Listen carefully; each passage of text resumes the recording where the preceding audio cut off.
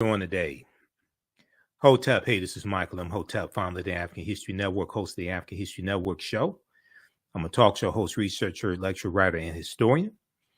And we want to say Happy New Year to everybody. Happy holidays. And a lot of people have been asking how can they advertise with the African History Network. And we just brought on a few new advertisers. So I want to let you know how you can start 2022 off right and advertise your African American owned business with the African History Network. Okay. So we reach thousands of people on a daily basis, and you can advertise on my show when we rebroadcast the African History Network show on our social media platforms. But we're also on 10 different audio podcast platforms as well. Okay. Everything from iHeartRadio to FM Player, TuneIn, Castbox, Stitcher, Blog Talk Radio. So our current promotion right now for a very limited time only is buy 1 month, get 2 months free. Buy 1 month, get 2 months free. All right. And we take your 30-second and 60-second commercial. We put into the audio podcast of our shows. We also put into the rebroadcast of our shows as well. We rebroadcast my shows throughout the day. And also into the audio podcast of the shows. We can create a commercial for you if you don't have one, or you can submit one to us as well. Email us at ahnshow@africanhistorynetwork.com. Email us at ahnshow@africanhistorynetwork.com for more information. And we have a deep, rich history in cooperative economics as well. We're going to talk about that some also. So regardless of what type of business you have, you may have a e-commerce business, you may have a brick and mortar business, you may sell African cultural products, African garb, books, soaps, different things like this, African American clothing, etc. Health and beauty products are really big. Clothing, shoes, African garb. You may be a book author, okay, or you may sell books, especially African history books, African American history books. It could be African American books that are fiction, but something that's really big are books for children, positive books for children that show positive images of African Americans. You may have a educational business. You may do homeschooling or produce curriculums or courses or teach financial literacy, things like this. Okay. So you want to advertise with the African History Network. Email us at ahnshow@africanhistorynetwork.com, ahnshow@africanhistorynetwork.com. And we'll let you know how you can advertise with the African History Network. Our current promotion is buy 1 month, get 2 months free.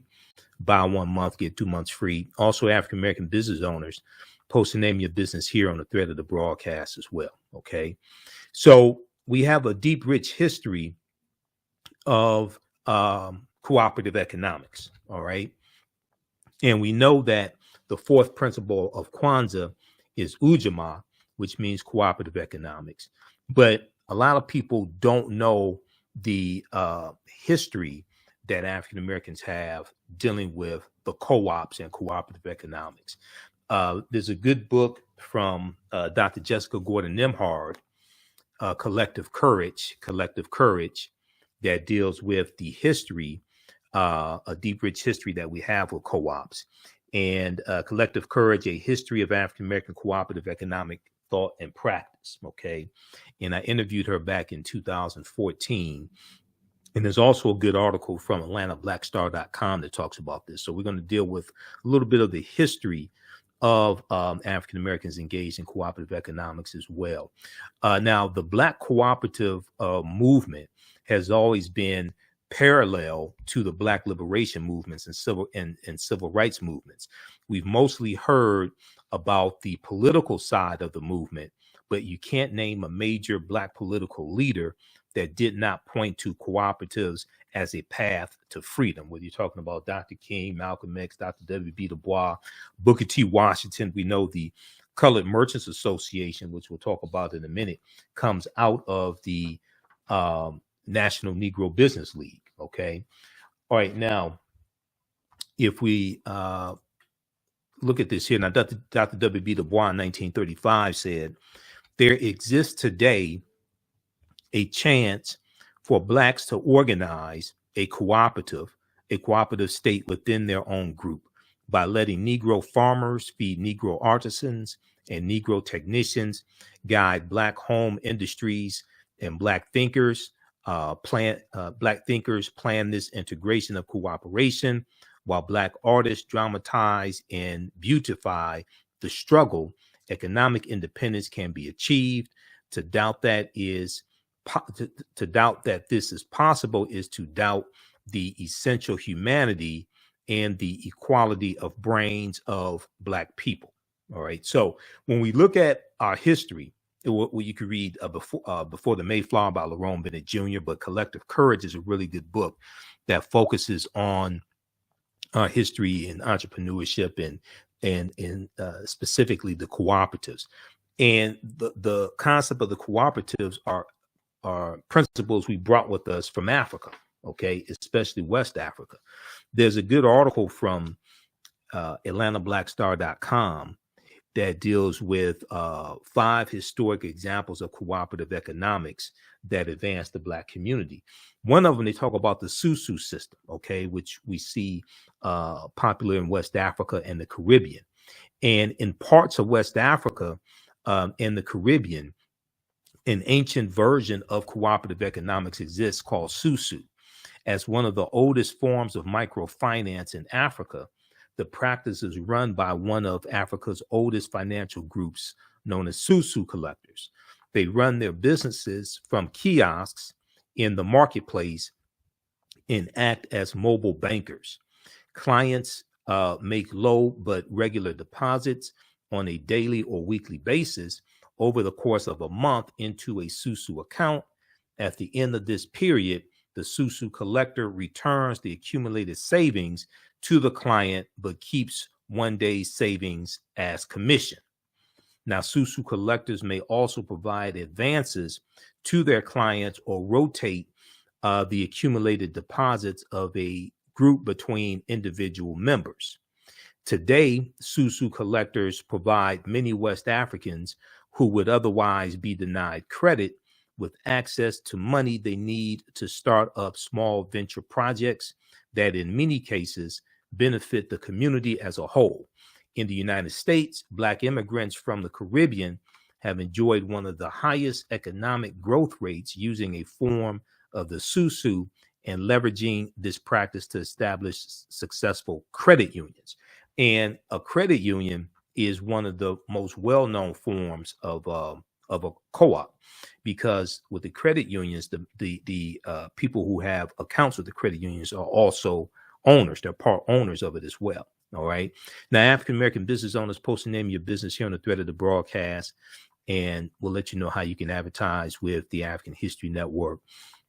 We have low-cost ways to help you market your business and reach thousands of new customers each week. And our current promotion is buy 1 month, get 2 months free. Okay, buy 1 month, get 2 months free. That's only for a limited time only while we have inventory, while we have space available. And I can create a commercial for you. If you don't have one, we take your 30-second to 60-second commercial, put it into the rebroadcast of my shows. My shows on Monday through Friday, 11 p.m., normally 11 p.m. to midnight Eastern Standard Time, and we rebroadcast the shows throughout the day. And then also on Sundays, 9 p.m. to 11 p.m. Eastern Standard Time as well. So your commercial will be in the rebroadcast of our shows, but also in the audio podcast of our shows, also on 10 different audio podcast platforms, including Facebook podcasts. So they get uploaded. The audio podcast gets uploaded to our Facebook fan page here, the African History Network. We're on iHeartRadio, Castbox, FM Player, TuneIn, Blog Talk Radio, iTunes, Stitcher, a number of different audio podcast platforms as well. So email us at ahnshow@africanhistorynetwork.com, ahnshow@africanhistorynetwork.com.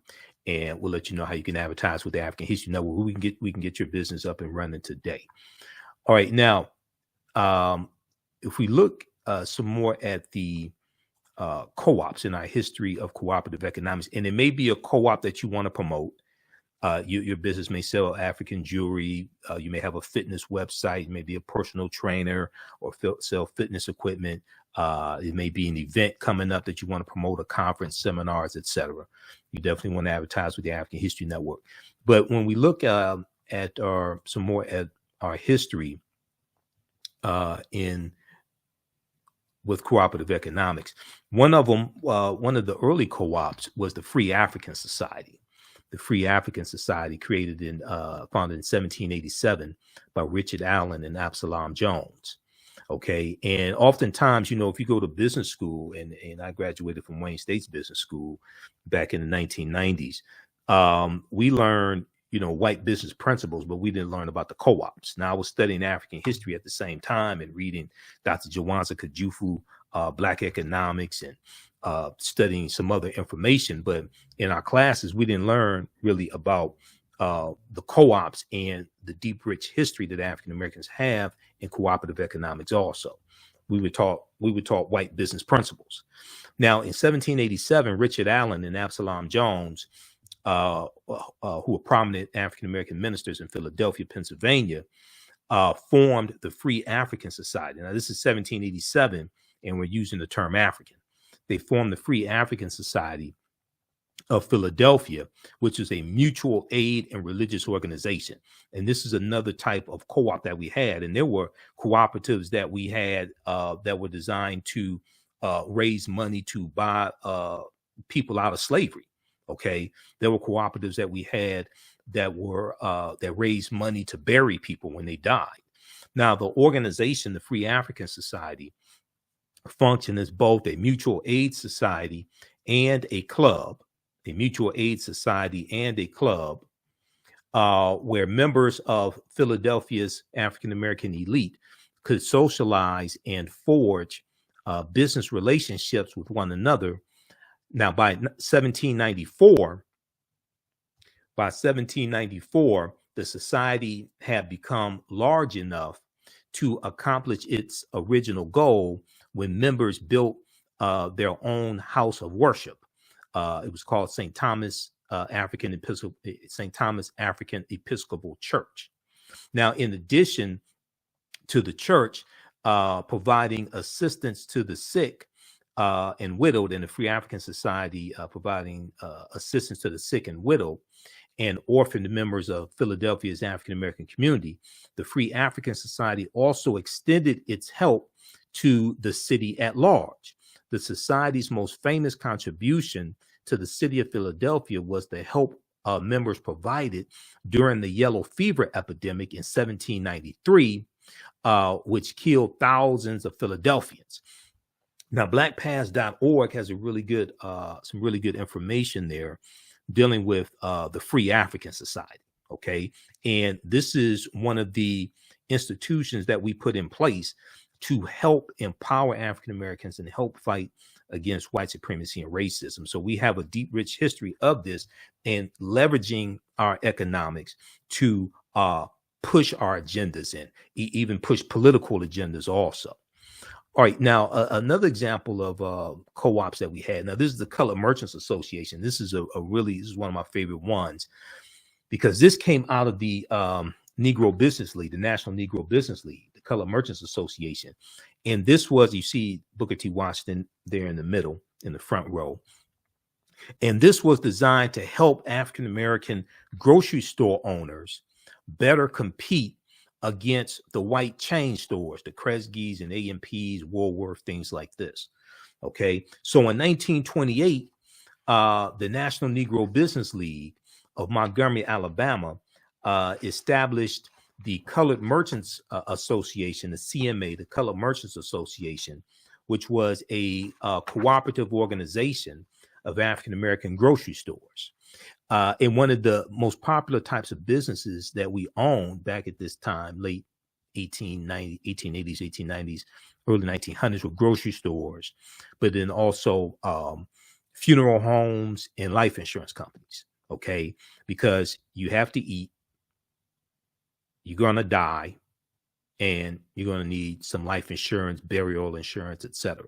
Okay, so this, or the Colored Merchants Association, which is really not talked about a lot, came out of the National Negro Business League, which was founded by Booker T. Washington in 1900. And so the National Negro Business League established the Colored Merchants Association, the CMA, which was a cooperative organization of African American grocery stores. The purpose of the organization was to reduce the operating costs of Black retailers through mutual support. Reduce the operating costs of Black retailers through mutual support, cooperative buying, and collective marketing. So being able to buy in larger quantities, get economies of scale, get a lower price, pull resources together, have collective marketing so they can get better rates when they market in newspapers or different things like this. Okay. And this was designed to help these African-American grocery stores better compete against the larger white-owned chain stores. And this was taking place in a harsh market dominated by white-owned chain stores. The Colored Merchants Association model, the Colored Merchant Association's model, was markedly successful. Associated stores reported increases in business and profits.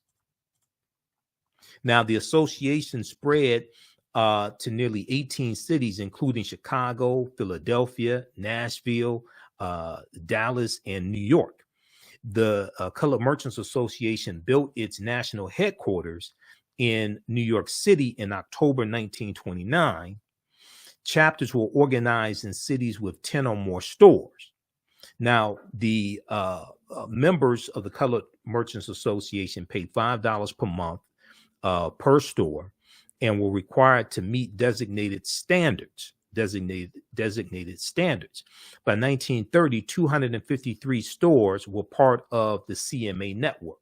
So these are African-American owned grocery stores that are in this organization designed to help them to better compete. Okay.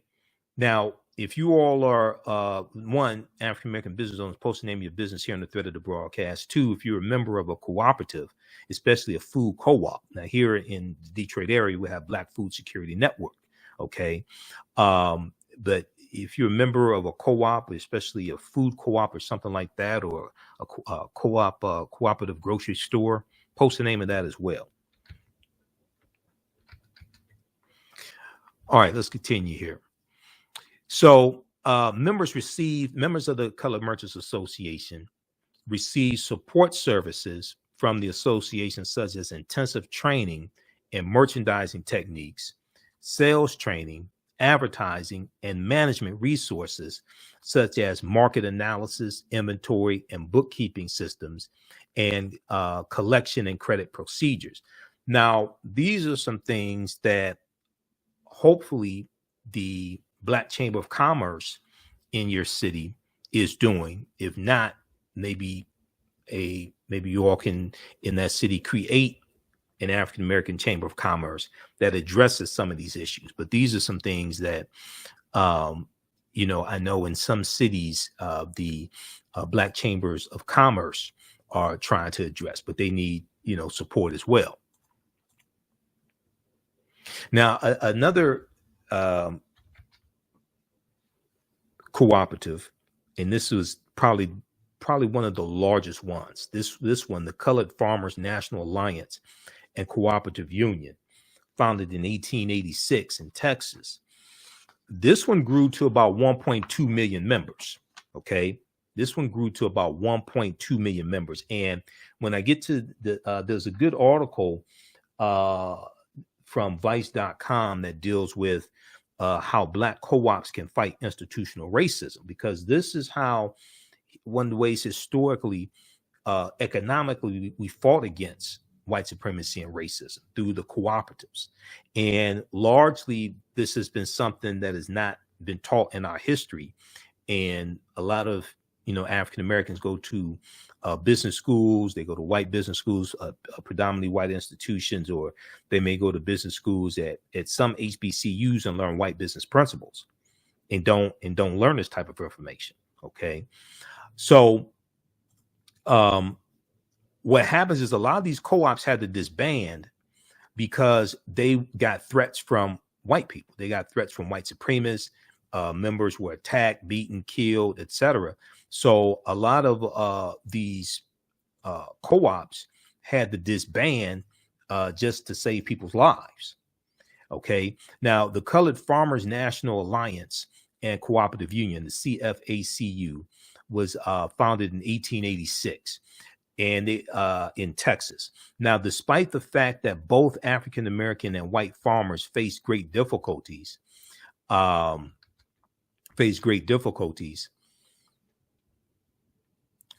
to the rising price of farming and the decreasing profits that were coming from farming.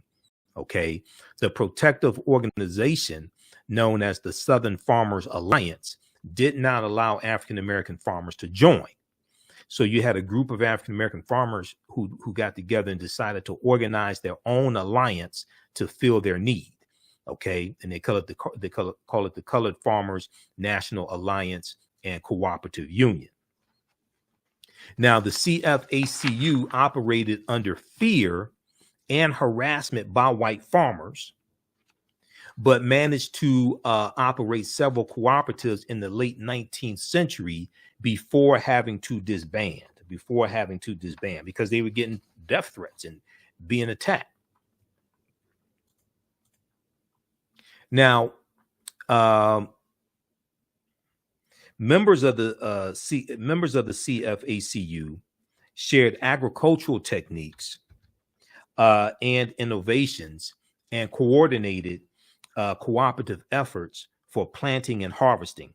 The union promoted alliances between farmers and laborers and was active in local and regional politics in order to maintain rights for African Americans after Reconstruction. Now, Reconstruction is 1865 to 1877, and I teach a class usually on Saturdays from the Civil War to the Civil Rights Movement of Black Power, 1865 to 1968. Now, it's estimated that the Colored Farmers National Alliance and Cooperative Union had 1.2 million members and was the largest Black organization of its time. Okay, they grew to 1.2 million members, but you know, they had to disband, and you're going to see this oftentimes where you have these organizations that are being attacked by white supremacists.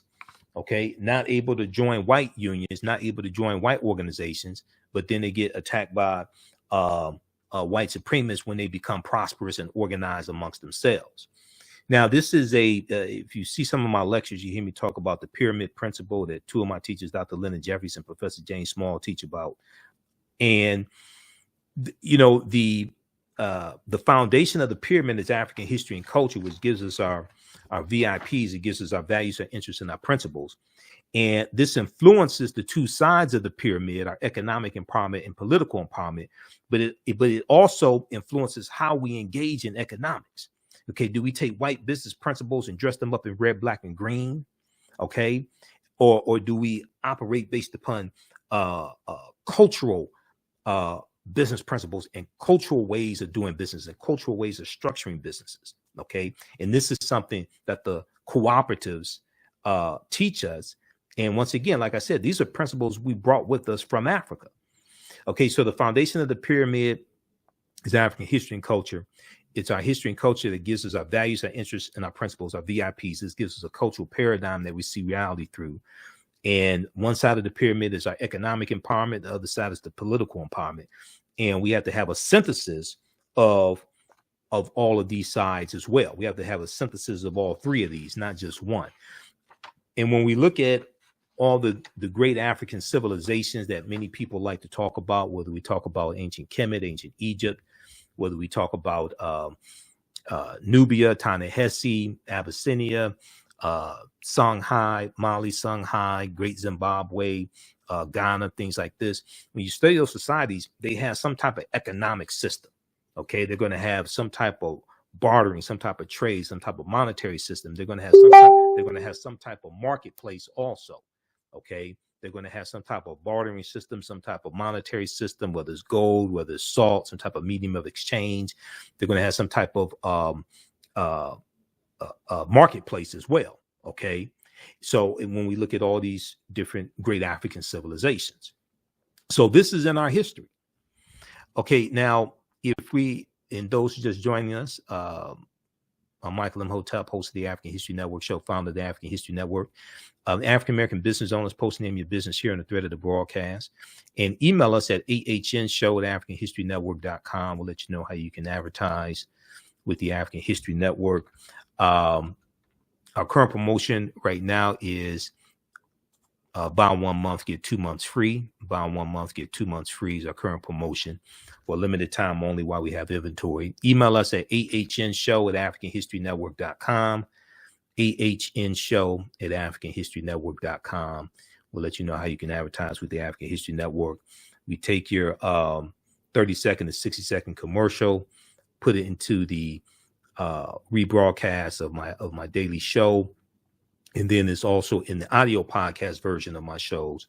So we're on 10 different audio podcast platforms: iTunes, iHeartRadio, FM Player, Stitcher, Castbox, FM Podcasts. And we reach thousands of people with each episode. Okay. So email us at ahnshow@africanhistorynetwork.com. We can get you up and running today. Now, I want to go back to this here. So we have the Colored Farmers Union, and there's a good article from Vice.com that deals with some more of this information. And this article is from 2016, August 9th, 2016. I want to focus in on page 6 of this article. You can read the entire article. It's called How Black Co-ops Can Fight Institutional Racism. And it's an interview with Dr. Jessica Gordon-Nembhard, who wrote the book Collective Courage. Okay. And she's an expert on cooperative economics, about the ways that African Americans can join together through a capitalistic enterprise and create social change. It's a really good article from Vice.com. Now, there are other articles, interviews with her as well. News1.com has a good one also from a few years ago.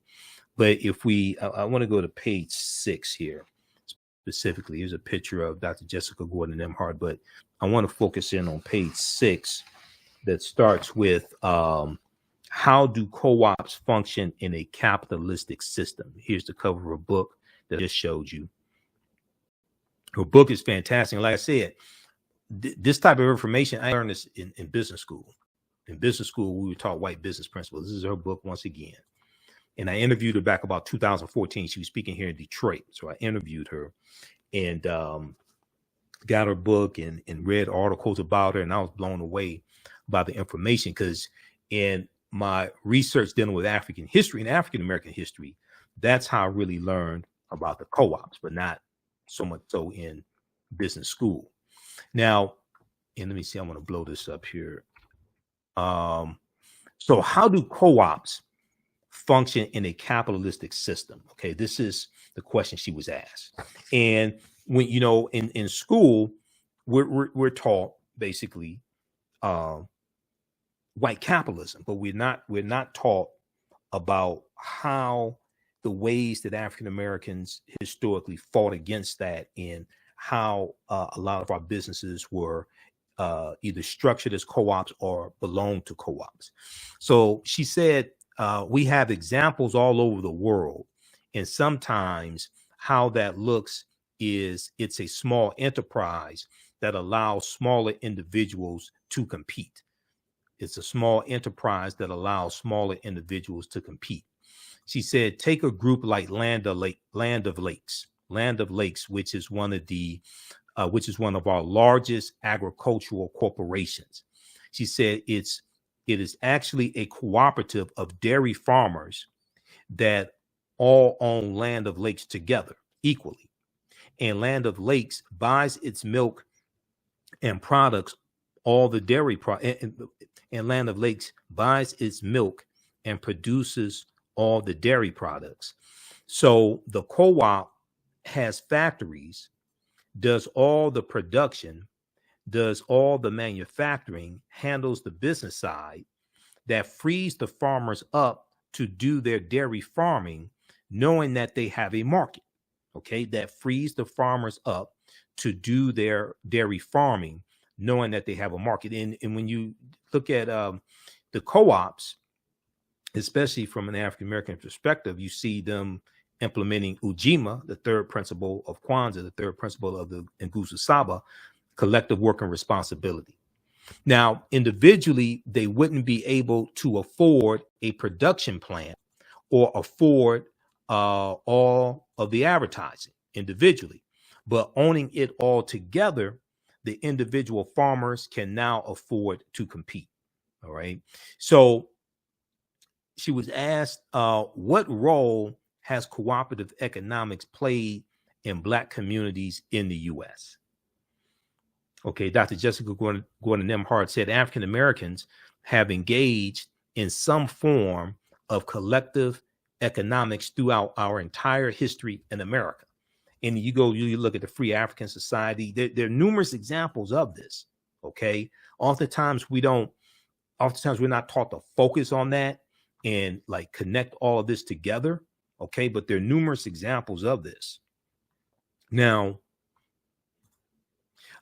she says sometimes it was tilling kitchen gardens on Sundays when we were not working as enslaved people and sharing the produce.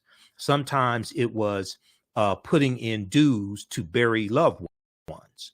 Okay, because and you're going to have the mutual aid societies and the benevolent societies that are going to raise money to bury African Americans who have died and they didn't have life insurance, things like this. Now, by the 1700s, 1800s, we had more formalized systems of collective economics that were more enterprise driven, like insurance companies and collective farming. Eventually, we had collective grocery stores, credit unions, and healthcare. Europeans eventually recognized the model around 1844, and it formally came to the U.S. It formally came to the U.S. African Americans then started forming official co-ops in the 1860s and 1870s. By the 1880s, labor unions were actually helping workers to start their own co-ops, and African Americans were involved in that too. And we know that labor unions are going to become really big after slavery ends, like the National Labor Union founded in 1866, American Federation of Labor founded in the 1870s, right around 1875. And a lot of these labor unions that white people are founding are designed to lock African Americans out of the skilled trades, because there are at least 262 skills, trades, and crafts that we had in this country from 1619 to 1865. Okay, so as long as we were doing those jobs for free, it was okay. But after slavery ends, now we can compete for these jobs, and this is something that the Freedmen's Bureau, the U.S. Freedmen of Refugees, the U.S. Bureau of Freedmen, Refugees, and Abandoned Lands, the Freedmen's Bureau. One of the things that the Freedmen's Bureau was doing was helping African Americans negotiate labor contracts, okay, after slavery ends. So it becomes a problem because our skill set was as good as many white men, in many cases better, okay, because we would have had a monopoly on the skilled trades during slavery. Okay, now that we can compete for wages, now it's a problem. Now, by the 1880s, labor unions were actually helping workers to start their own co-ops, and African Americans were involved in that too. And we know that the Industrial Revolution that starts in the 1790s in Manchester, England, we know the Industrial Revolution is going to cause the need for organized labor. Okay, and these are the labor unions also that were fighting for better working conditions for white people, especially white people working in the factories, because the factories were unsanitary. They didn't have the 8-day, they didn't have the 5-day work week. They didn't have the 8-hour work day. You didn't have child labor laws, things like this. Okay, so this is something that the labor unions are going to, and the whole labor movement is going to help fight for. Now, she was asked a question, did co-ops play a role in the civil rights movement? Did cooperatives play a role in the civil rights movement? Okay. She said it was what I call a silent partner to the movement. This was done by African Americans partly to survive outside of U.S. capitalism, which was so exploitative. It was also a way to create independence and wealth so we could be more politically active.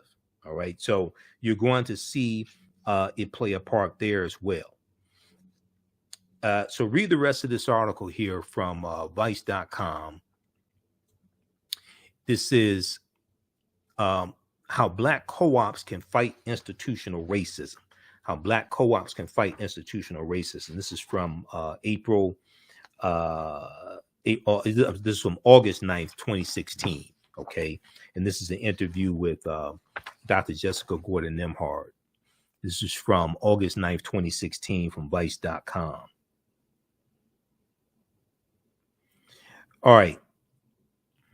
Okay. So once again, African-American business owners, email us at ahnshow@africanhistorynetwork.com. We'll let you know how you can advertise with the African History Network. Our current promotion is buy 1 month, get 2 months free. Current promotion, buy 1 month, get 2 months free.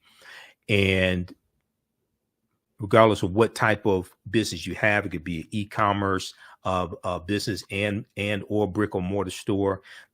You may sell African cultural products, African American products, African American cultural products.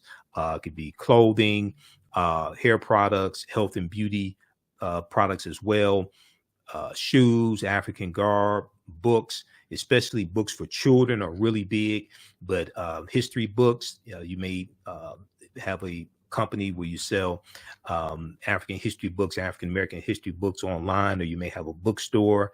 There could be books of fiction. You may be a book author yourself, self-help, all different types of educational books, financial literacy. Education is really big. Homeschooling. You may own a homeschool. You may have homeschool curriculum. A lot more African-American parents are homeschooling their children as well. You may teach about financial literacy. There may be events that you want to market, okay?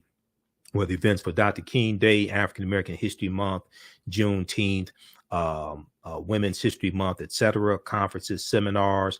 You may sell jewelry, African jewelry, etc. You may have fitness websites. Email us at ahnshow@africanhistorynetwork.com.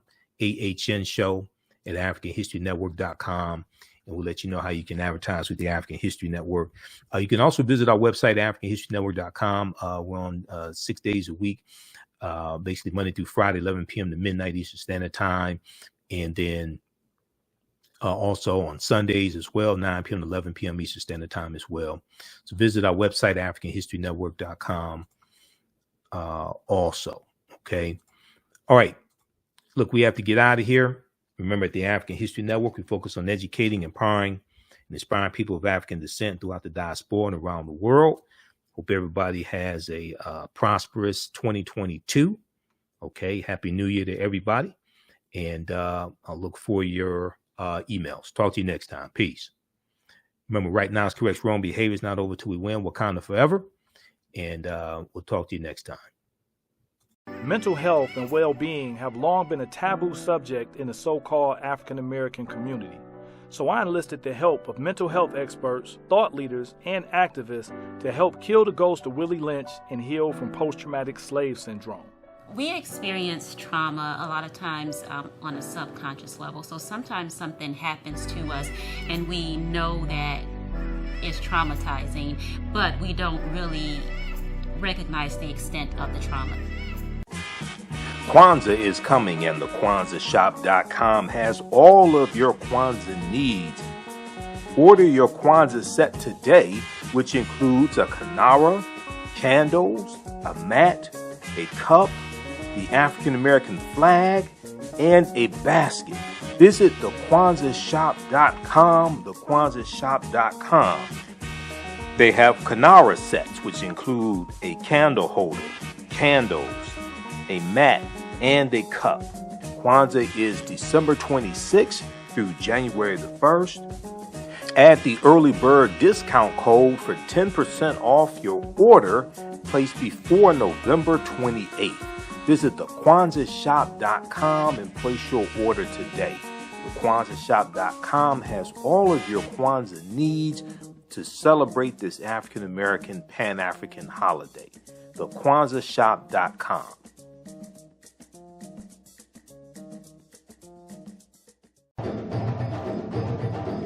Soul in Motion, celebrating 38 years in the arts. This energetic ensemble of dancers and drummers was started by percussionist Michael Friend and is led by choreographer Associate Director Pam Lassiter. Based in the Washington, D.C. area, Soul in Motion is now accepting bookings for Black History Month, Juneteenth, and summer festivals in 2022. Soul in Motion is also available for more intimate events like naming ceremonies and weddings. To find out more or to book your date, call 240-452-1349 or send an email to info@soulinmotion.org. Be sure to check us out on Facebook, Instagram, and YouTube.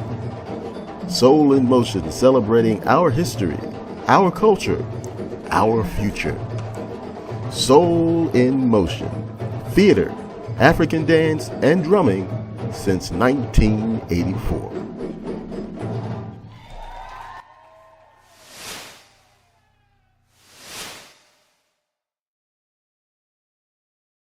Black on Purpose Television Network. Yes, Black on Purpose Television Network. All black, all positive, all the time. The largest Black-owned streaming television network in the world. Bringing our people together worldwide. Controlling our messages, our stories, our way. Black TV the way it should be. Black music, Black history, and more. 30 plus channels, thousands of shows. Black on Purpose Television Network. Subscribe now. Gain knowledge in minutes from insightful summaries of progressive and socially conscious books. Blacklisted gives you access to curated content that'll satisfy your curiosity to learn and understand different perspectives. Empower yourself through inspirational and actionable ideas. It's easy to read or listen to on the go. Blacklisted. Empower yourself. Start your free trial today.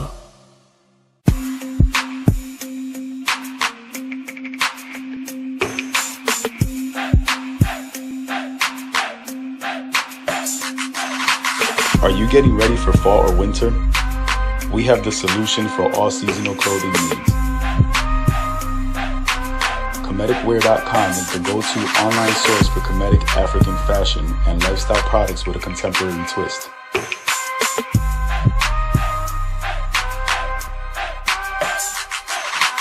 We're committed to offering unique styles reflecting our African heritage.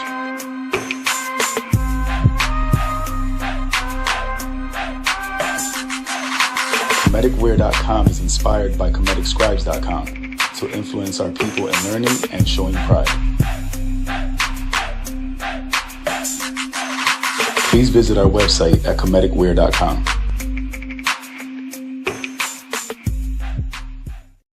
We all know the cannabis industry is headed toward an uprise in the past decade. What happens when there is a brand that brings this uprise in a blow? The cannabis industry welcomes her uprise. Hustle her hemp. Delivering excellence with pride is her watchword, and how you choose to embrace it makes it a priority. From cultivating rich cannabis into exquisite and tastefully finished CBD products to delivery, Hustle Her Hemp leaves no stone unturned. Hustle Her Hemp's mission is to empower women of color by building business and creating legacies, uniting beauty, health, and business. We are a pure definition of how we want the CBD industry to become in the future. While we are redefining innovation, we bring the same energy to improving the quality of life. Hustle Her Hemp is the new Uprise.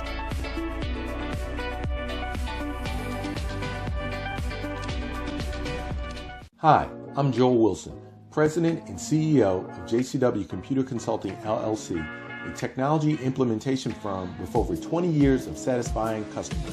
We offer a full spectrum of industry top-tier branded services.